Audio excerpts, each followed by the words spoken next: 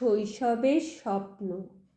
আলমারির ভেতরে এক কোণে রাখা একটা পুরনো খাতা খুলে দেখি কয়েকটা হলদে পৃষ্ঠা, আর তার গায়ে আঁকা আমার ছোটবেলার স্বপ্ন।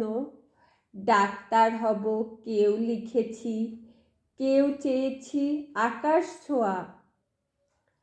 কারো ইচ্ছে ছিল শুধু মায়ের মুখে হাসি ফোটানো।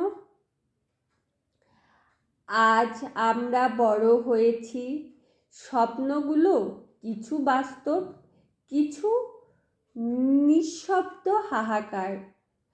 তবুও সেই কাগজে লেগে থাকা আশার গন্ধ আজও মনকে জাগায়। পুরনো কাগজগুলো বলে, স্বপ্ন হারায় না, শুধু অপেক্ষায় থাকে সাহসী একটুখানি চেষ্টার। নমস্কার, আমি প্রিয়াঙ্কা। ভালো লাগলে আমার চ্যানেলটি দেখবেন, আমার পাশে থাকবেন। ছোট্ট একটা কথা নিয়ে আজ এসেছি আপনাদের মাঝে। ভালো লাগলে আমার পাশে থাকবেন। নমস্কার।